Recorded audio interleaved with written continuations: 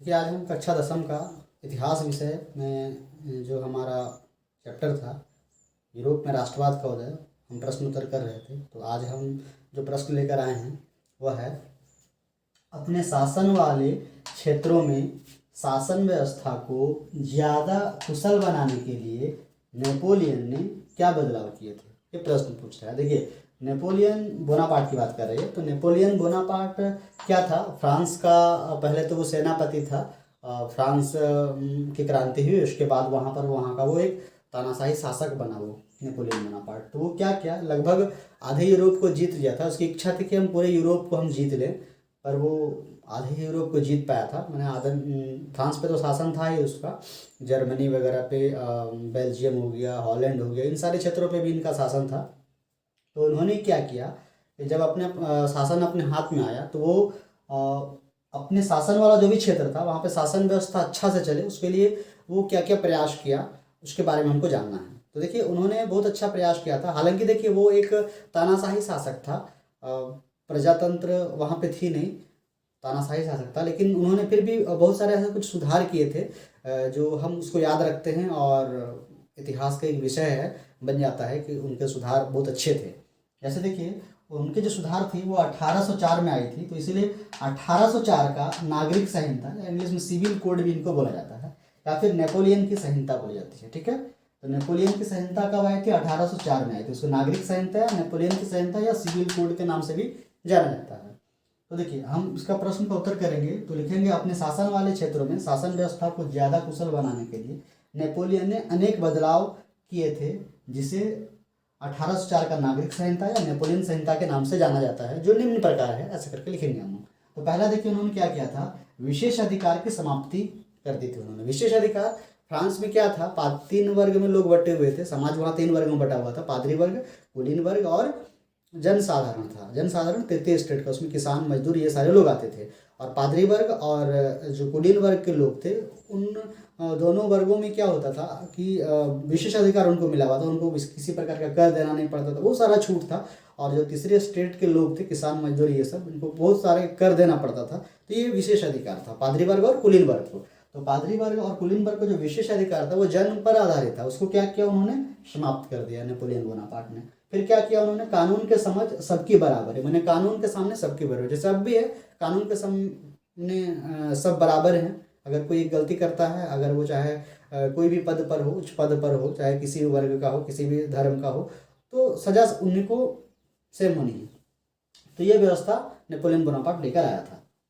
फिर क्या किया था उन्होंने, संपत्ति के अधिकार को सुरक्षित कर दिया। संपत्ति का अधिकार, फ्रांस में ऐसा था स्थिति उस समय कि वहाँ पर जो पुत्र होते थे, जो संतानें होती थी, जो बड़ा होता था, वही अपने पैतृक संपत्ति का वो अधिकार होता था, बाकी पुत्रों को पैतृक संपत्ति का अधिकार नहीं मिलता था। ऐसी व्यवस्था थी। तो नेपोलियन बोनापार्ट ने क्या किया कि सबों को पैतृक संपत्ति मिले, ऐसी उन्होंने व्यवस्था करी। इसी को बोला गया है संपत्ति के अधिकार को सुरक्षित किया। तो ये अच्छी व्यवस्था है, सारे को पैतृक संपत्ति, उनके जितने बच्चे हैं सभी को मिलना चाहिए। तो ये व्यवस्था उन्होंने लेकर आया।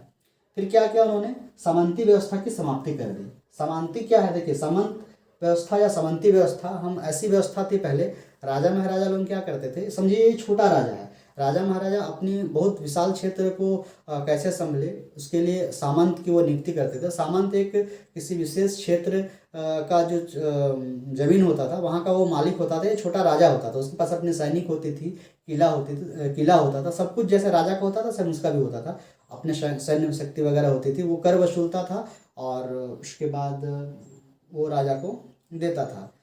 वो सामंत व्यवस्था थी। तो ये सामंत व्यवस्था को उन्होंने ख़त्म कर दिया। वो इसलिए क्योंकि ये सामंत लोग क्या होते थे, अगर मान लीजिए जो राजा होता था किसी कारणवश अगर वो कमज़ोर हो गया तो सामंत लोग विद्रोह कर देते थे। इससे क्या होता था कि जो राजा है वो शासन करने में उसको दिक्कतें आती थी। इसलिए नेपोलियन बोनापार्ट ने क्या किया, जो सामंती व्यवस्था थी उसको ख़त्म कर दिया। फिर क्या किया उन्होंने, किसानों को दासता एवं जागीरदारी शुल्क से मुक्ति दिला दी उन्होंने। किसान क्या थे, एक नौकर के टाइप के थे, वो जमीन के वो नौकर थे, अपना उनका खेत वगैरह होता नहीं था, वो नौकर का या दास बन के रहते थे। तो इससे किसान की उन्नति नहीं हो पाती थी, अतः उन्होंने किसानों को क्या किया, उनकी जो दासता है उससे मुक्ति दिला दी। प्लस जो जमीन था उसका जो शुल्क लगता था उनको देना पड़ता था, जागीरदारी शुल्क। जागीरदारी शुल्क जो जमीन पे जो शुल्क लगता था वो उस पर छूट दे दी नेपोलियन बोनापार्ट ने। फिर क्या किया उन्होंने, श्रेणी संघों के नियंत्रण को समाप्त कर दिया उन्होंने। श्रेणी संघ शहरों में हुआ करती थी। श्रेणी संघ ऐसा होता था जो कारीगर होते थे। कारीगर मतलब जैसे कि मान लीजिए कारीगर हम उनको बोलते हैं जो लकड़ी हो गई, धातु हो गई, मिट्टी हो गई, इन सब चीज़ों से कुछ विशेष आकृति वो लोग देते हैं या कोई ऐसा कुछ बनाते हैं तो सारे कारीगर के श्रेणी में आते हैं। तो उनका एक संघ था शहरों में, उस समय श्रेणी संघ के नाम से जाना जाता था। उनका प्रभुत्व तो काफ़ी था, वे मनमानी हिसाब से वो नियंत्रण करते थे, अपने मनमर्जी हिसाब से वो काम करते थे। तो वो जो श्रेणी संघ था उनको वो समाप्त कर दिया उन्होंने, नेपोलियन बोनापार्ट ने।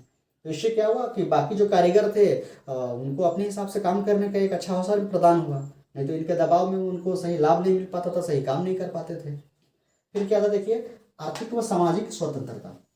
देखिए उन्होंने राजनीतिक स्वतंत्रता कभी प्रदान नहीं की थी नेपोलियन बोनापार्ट ने, उन्होंने आर्थिक व सामाजिक स्वतंत्रता प्रदान की थी। मतलब जो भी कारीगर थे, मजदूर थे या जो भी छोटे बड़े उद्योगपति थे उनको स्वतंत्रता दे देंगे कि अपने अपने क्षेत्र में आप अपने अनुसार काम करिए, कोई दिक्कत नहीं है, ऐसा उन्होंने छूट दे रखी थी। प्लस सामाजिक स्वतंत्रता भी दी थी। पहले जो पोप वगैरह होते थे उनको उनका बहुत महत्व होता था, तो शादी वगैरह या फिर कुछ धार्मिक कार्य करना होता था, उनकी काफ़ी ज़रूरतें होती थी।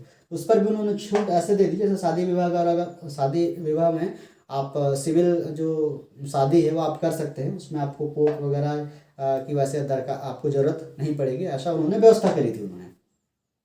फिर क्या था, मानक माप तौल पैमाना एवं राष्ट्रीय मुद्रा उन्होंने चलाई। मतलब पहले फ्रांस में कैसा होता था, जैसे कि आप एक जगह से दूसरे जगह जाएं, जैसे मान लीजिए 1 मीटर मैंने कपड़ा लिया तो हो सकता है कि वहाँ पे उसकी लंबाई चौड़ाई दूसरे क्षेत्र में कहीं ज़्यादा हो जाए, कहीं कम हो जाए, तो ये दिक्कत वाली बात है। ऐसा होता था। तो नेपोलियन बोनापार्ट ने क्या किया कि जो माप तौल का पैमाना है वो एक किया अपने पूरे शासन क्षेत्र में, जिससे एक सही पैमाना हो पाए। और जो मुद्रा है वो एक राष्ट्रीय मुद्रा उन्होंने चलाया। आप सोच के देखिए, अगर भारत की बात करें हम, अलग अलग राज्यों में अलग अलग मुद्राएं हों तो काफ़ी दिक्कतें आती है। तो इस तरह से उन्होंने एक राष्ट्रीय मुद्रा चलाया जो कि वहाँ पे शासन करने में उनको सहूलियत प्रदान हुई। फिर क्या किया उन्होंने, वस्तुओं और पूंजी के आवागमन में सहूलियत उन्होंने प्रदान करी। जैसे कि वस्तु और पूंजी के आवागमन में, जैसे मान लीजिए कि कोई भी उद्योगपति या व्यापारी एक जगह से दूसरे जगह सामान लाता है, ले जाता है, इसमें अगर उनको सहूलियत मिलती है सरकार की तो वो अपने काम को अच्छी तरीके से कर पाता है। तो ठीक वही काम उन्होंने नेपोलियन बोनापार्ट ने वस्तु और सेवा जो पूंजी है उनके आवागमन में मदद की उन्होंने। पूंजी मतलब जैसे कि कोई व्यापारी है या फिर मान लीजिए उद्योगपति है, एक जगह से दूसरे जगह वो लोग पूंजी निवेश करते हैं, इससे अर्थव्यवस्था चलती है।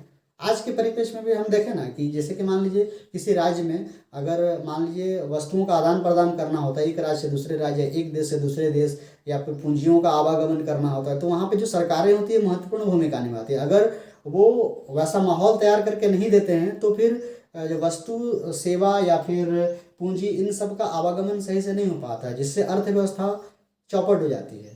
तो नेपोलियन ने अर्थव्यवस्था को सही करने के लिए क्या किया कि वस्तुओं और पूंजी के आवागमन में वो सहूलियत प्रदान की।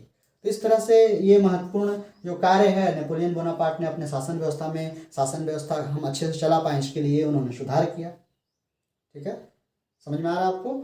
और इसका जो नोट्स है वो मैं नीचे डिस्क्रिप्शन में टेलीग्राम